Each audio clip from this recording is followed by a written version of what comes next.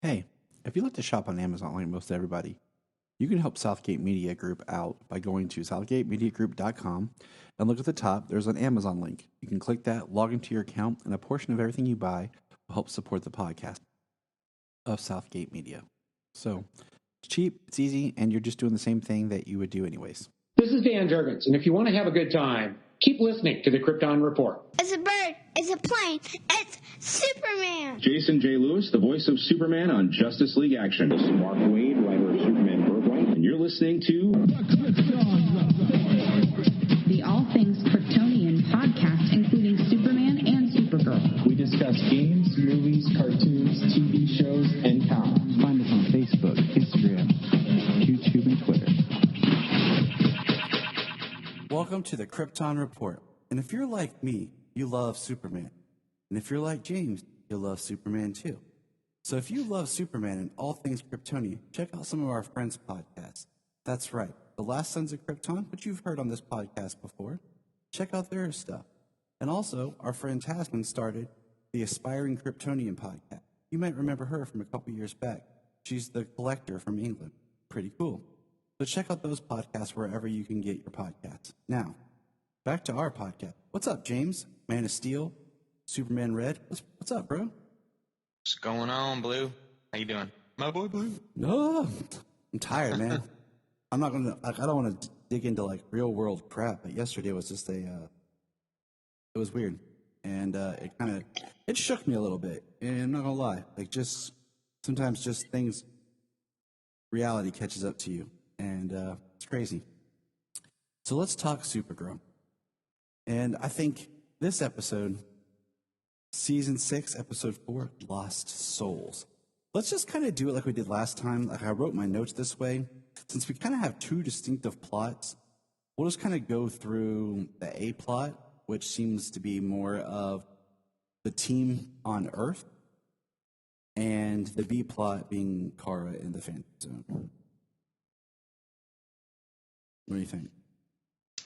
I mean, basically, yeah. All right. I mean, that's the two biggest points of the show. So let's dig in here. Okay. So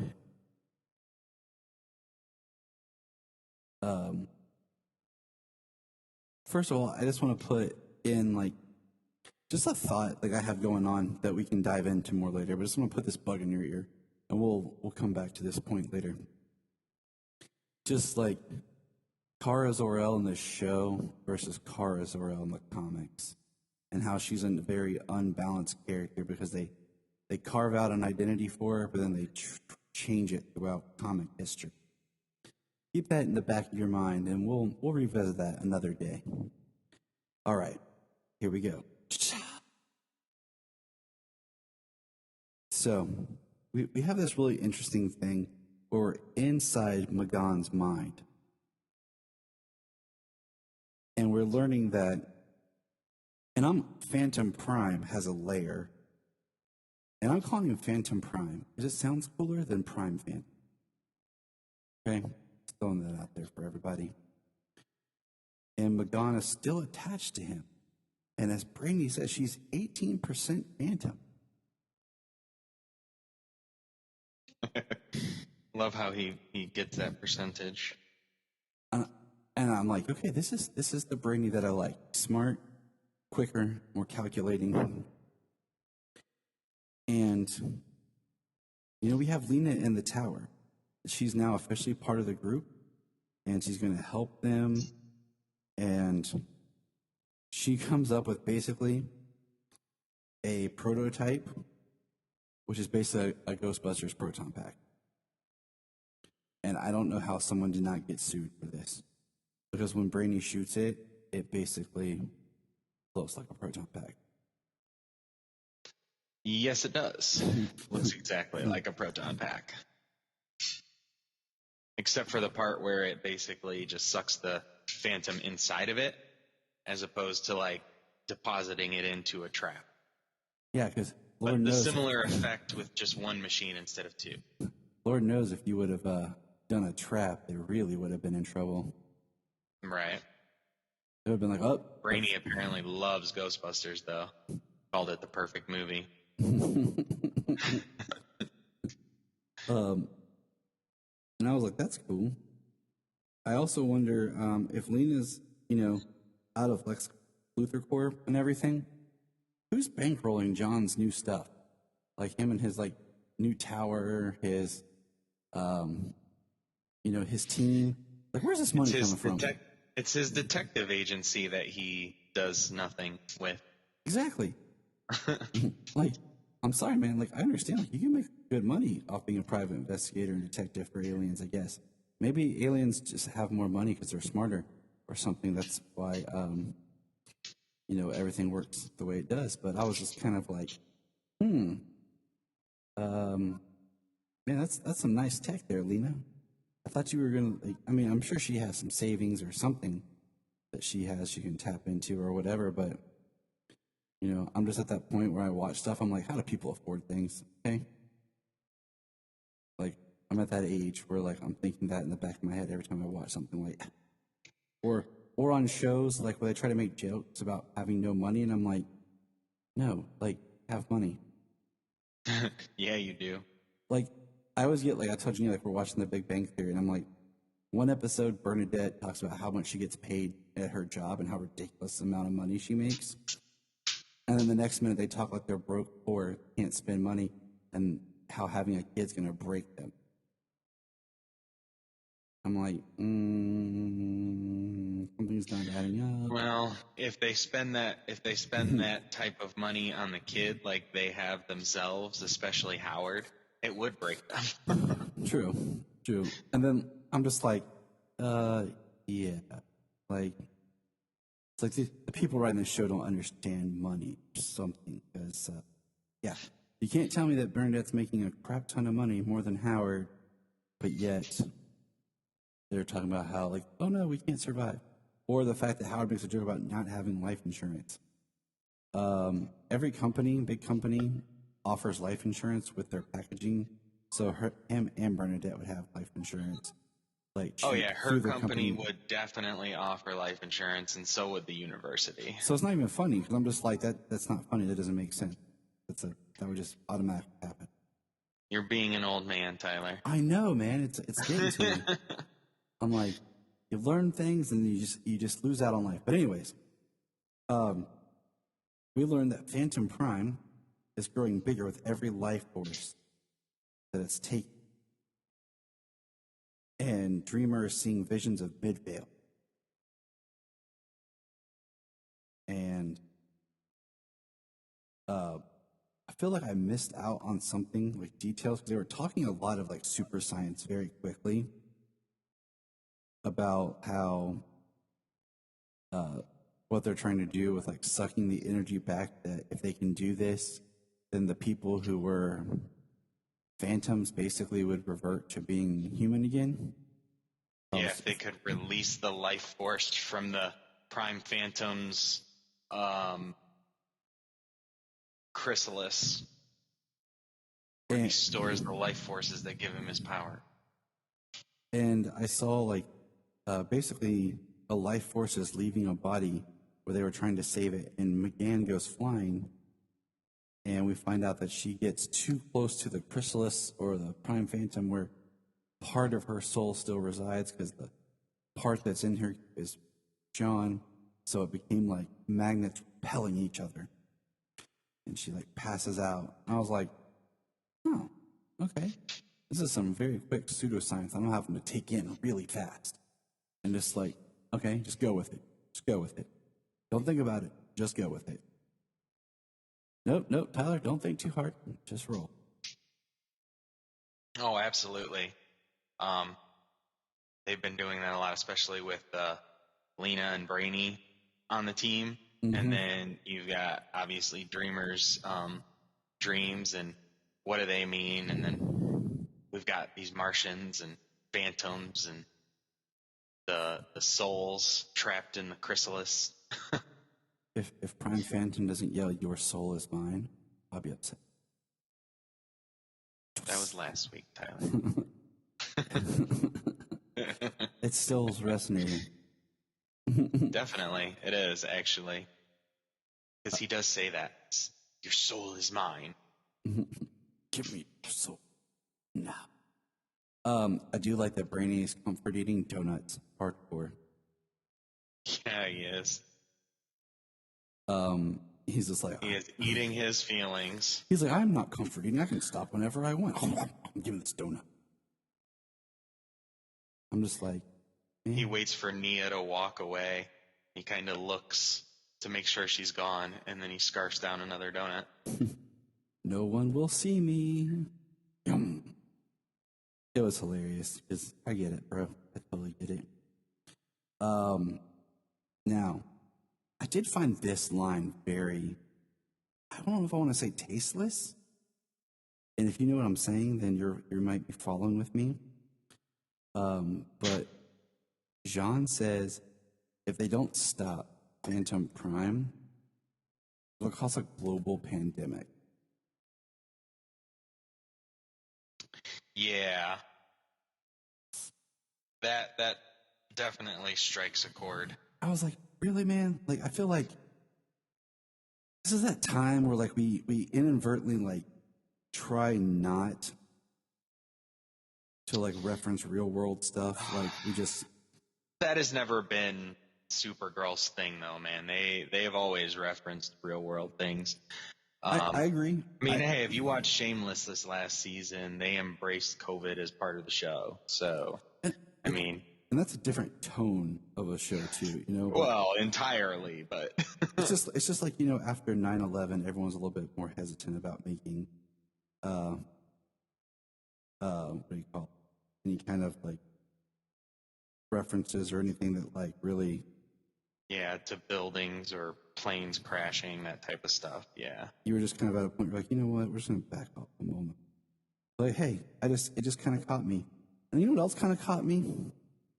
Sentinel needs goggles or glasses of, like, tech glasses or something. It's just the makeup over the eyes. You know, this isn't Arrow season 1. It's kind of jarring.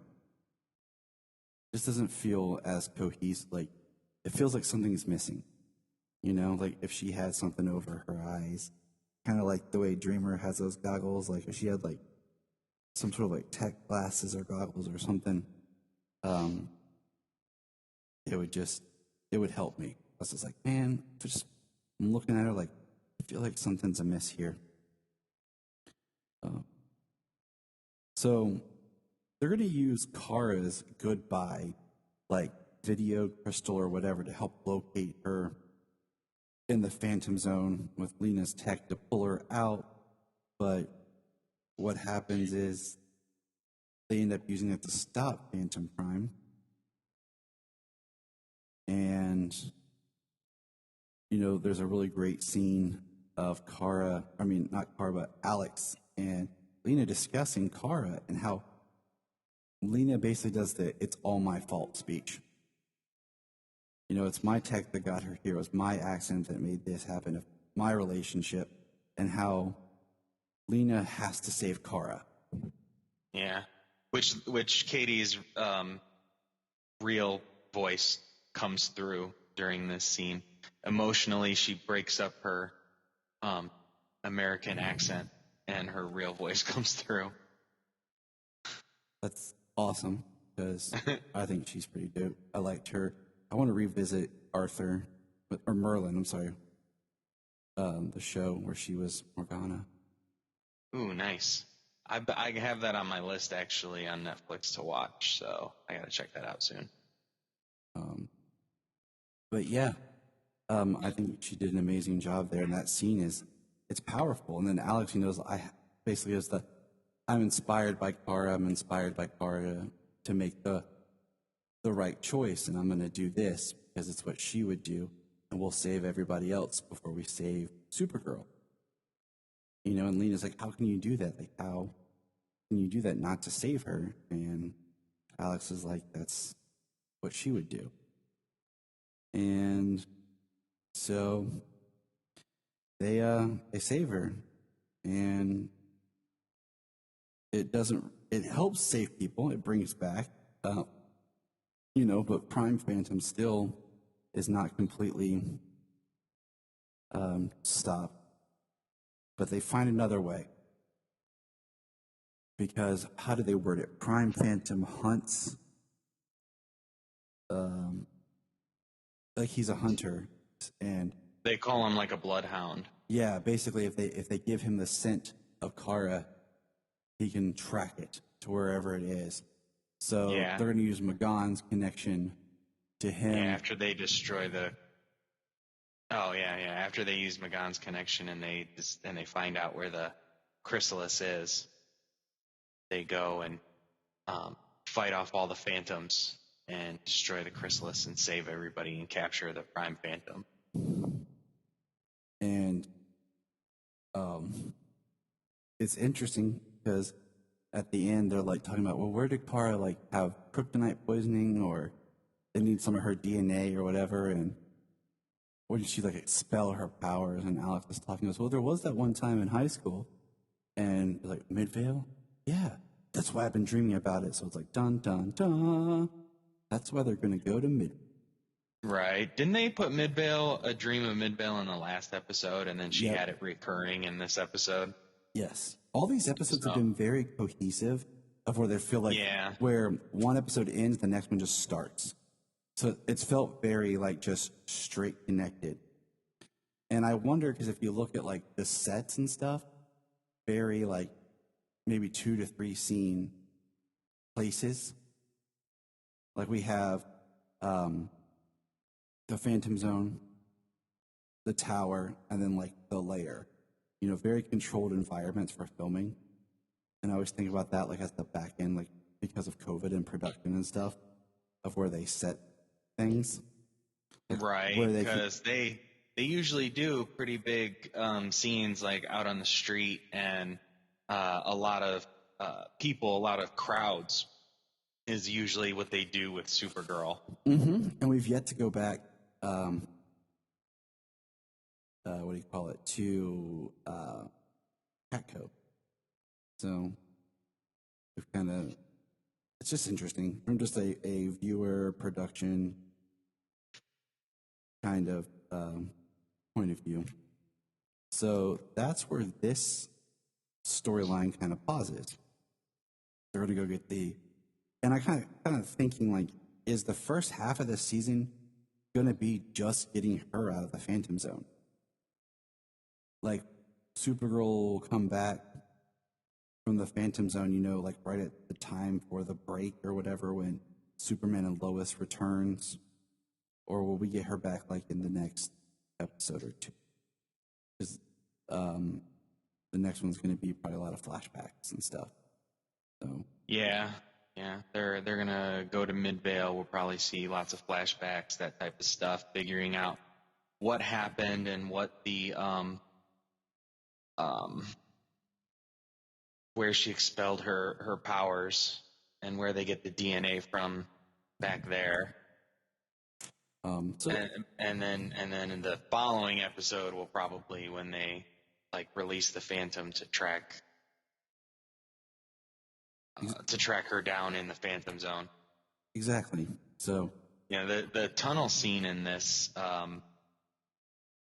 episode was kind of cool. Them all getting taken out one by one as they try to find their way to the chrysalis. it was. I mean, the production still looks awesome, but you can just tell they've kind of tightened it up a little. Yeah. But I was enjoying it, you know, what was going on. So let's jump over to our B plot. It's so weird being like, this is Supergirl's show and the B plot. So we go back to the Phantom Zone. Ready?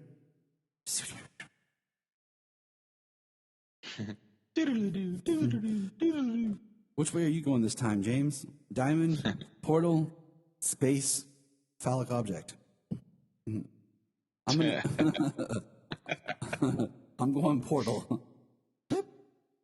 So now That's what they use on this. Maybe projector. yeah. I'm gonna Yeah, go. we're going via projector. Bam. All right, here we go. we're in the wasteland that is Ohio. Phantom Zone.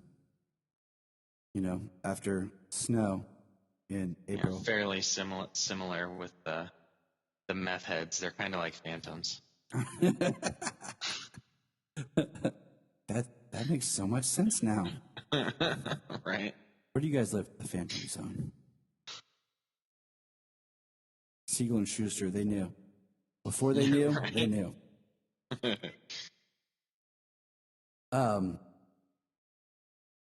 So we start where they basically arrive from a portal to that center type console they discussed.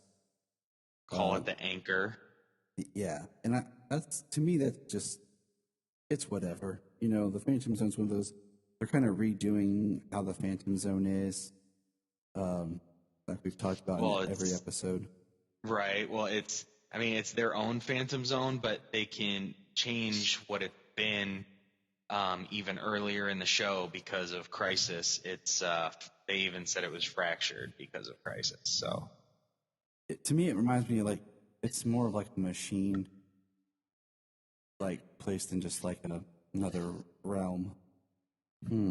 Another realm. Anyways, like Outworld. Exactly, the Phantom Zone, Outworld. They could be, you know, simpatico. I want a shirt like Zor-El has. Throwing that out there. I like these embossed looking super shirts. I want to get one, so I'm gonna have to start searching for. But we have this like you look in the mirror as like a lens that's gonna take you home, and you know, Car says we're gonna go home, and my first thought is, where's Zor-El going? Does he even know what happened? Like, where's his home? Does he even like consciously know like, oh yeah, Krypton's been destroyed. There is no Krypton.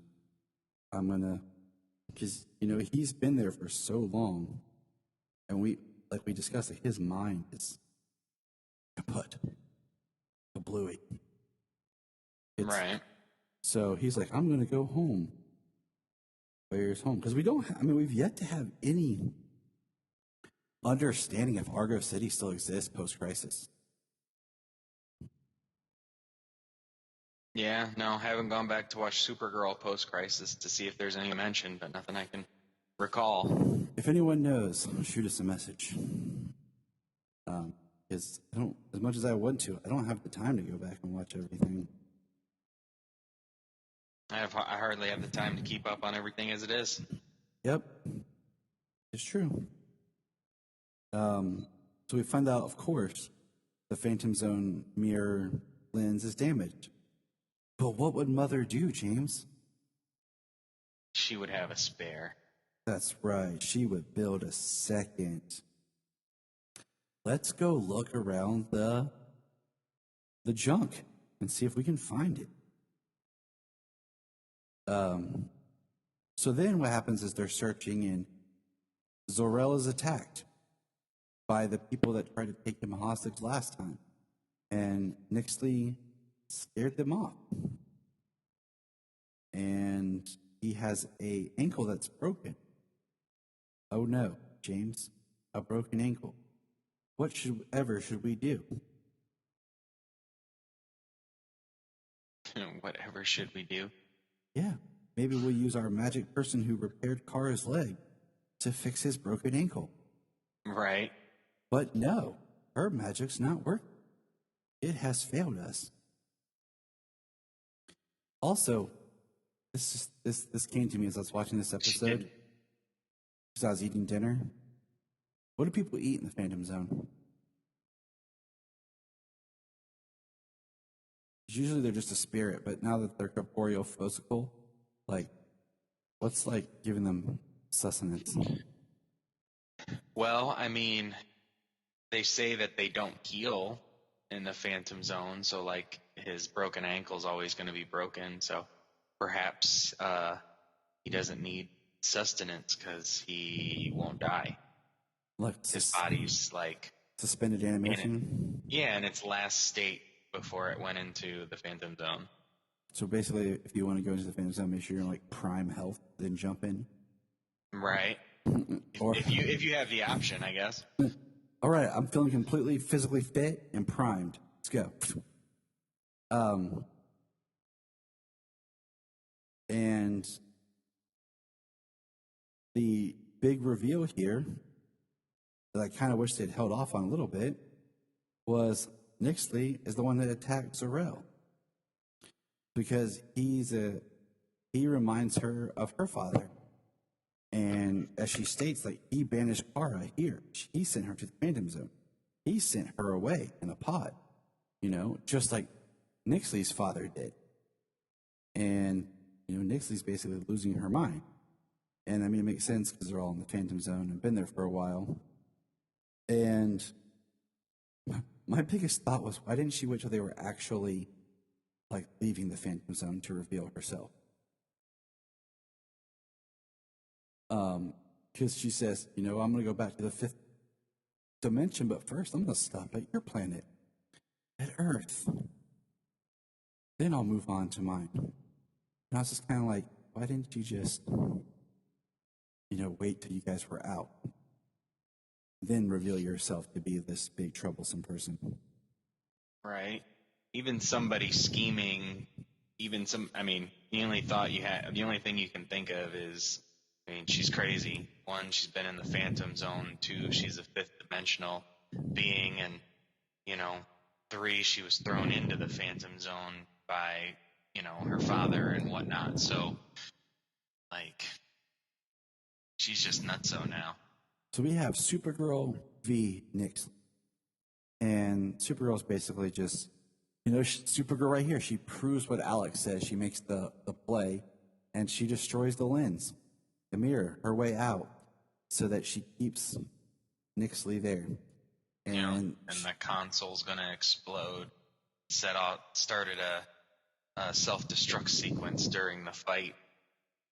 And, Supergirl just basically condemns herself and is okay with that. Like, this is how it's going to be, to protect everybody. And that's exactly what, Alex was talking about earlier. She certainly doesn't look too okay in the closing shot. No, but yeah, that's because she's going to get tortured, beat, destroyed, and everything by Nixley, who's extremely angry that Supergirl did this. Well, if Nixley's still alive from the explosion, she was inside the chamber when it exploded, but then again, she is a 5th dimensional being, so.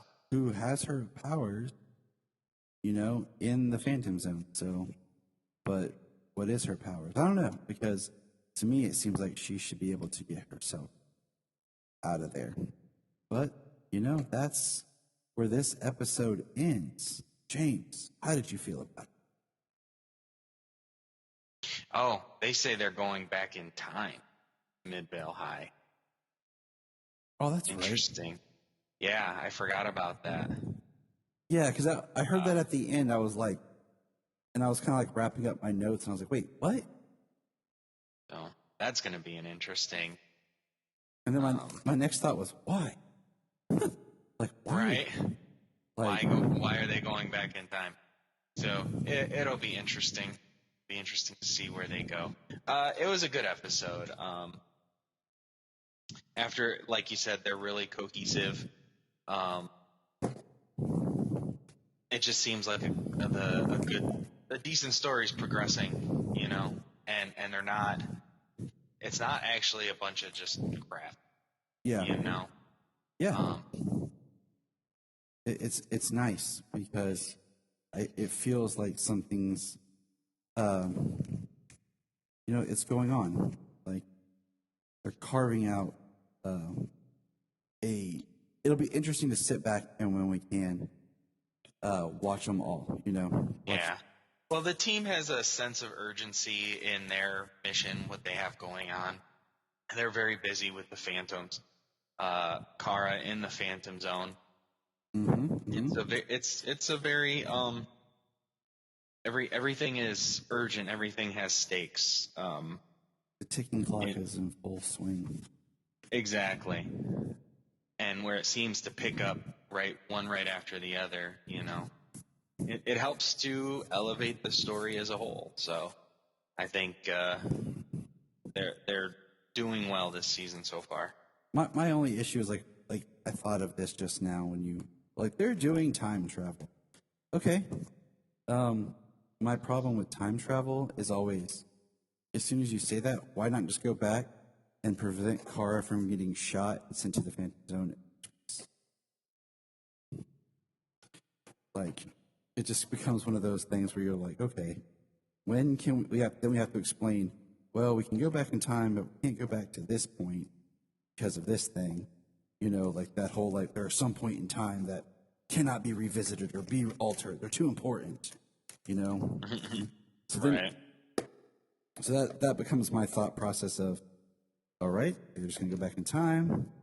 Why not just go back in time and make sure she doesn't end up in the Phantom Zone? Yeah. But that's neither here nor there. We're on it for the ride, and that's cool. I'm game. Take us there. So, Oh, that's why we watch them. yeah, I mean, let's see. Anything else good going on, James? Let's see. Black Adam started production, so woohoo! We are officially getting Black Adam, and The Flash started production, and they revealed the title for the upcoming Flash movie. James, what is it? The Flash. Wow. Incredibly imaginative. Didn't see that kind coming. of just like Iron Man or Thor. Did not see that coming, did we? No way. Which is great because I'm glad they did it in a lot of ways, just because now we don't have to have the Flashpoint movie. The Flashpoint movie, Nope, not Flashpoint. It is just The Flash. The Flash, which is where it should.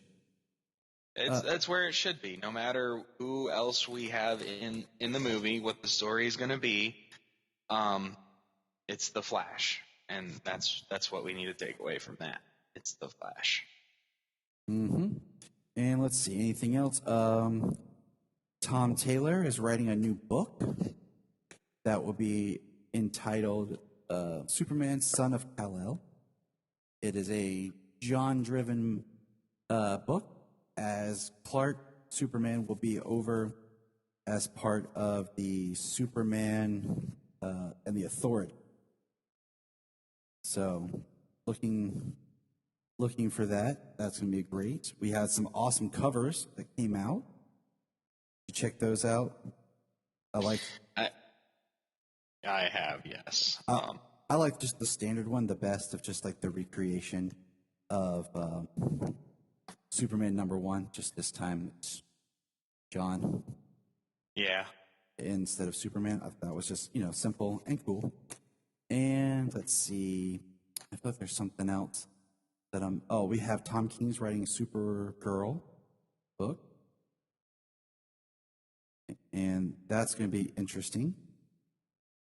Yep. And then Grant Moore. Oh, go ahead. No, I was saying Tom King's been very, some people really love Tom King, some have not loved him. So, Well, from what I've heard, I haven't read 2 of his best runs, so I've heard his best writing is Mr. Miracle and Vision, and I haven't read either one of those yet. Heard those are fantastic. His Batman run, some people loved it, some people hated it. I was not over the moon for what I read. I liked a lot of it. Some of it I was like, but that happens. I mean, that's kind of the nature of comics, in a lot of ways. Yeah, exactly. That's definitely the case with characters who've endured for so long. His Heroes in Crisis, there was some really good writing, interesting and really good concepts. Maybe what actually happened is another story, but yeah. I'm going to check it out. I haven't been reading his Batman Catwoman. I do want to check it out, especially since he brought the Phantasm into the series. I like it, but my issue is I feel like some of it is it's like 3 timelines operating at once. I just kind of wish he just would have done a straight story. with maybe some flashbacks. So I just think it could have been, I don't know, I think it could have been a little bit better. And then the last thing, and this was odd, Supergirl is on the cover of TV Guide. There's 2 different covers of TV Guide. With Supergirl, it says April 26th through May 9th, 2021. It's the double issue. There's 2 different covers with Supergirl on it, but it's like all promo images from like last season. So like if you've seen like all the kind of promo shots and posters and everything, it's just that from last season. It's just now on what do you call it? TV Guide. So but yeah. And I think that's everything. Any final thoughts, James, the man, Cole, before you seize power and rule this realm? Nope. Logan.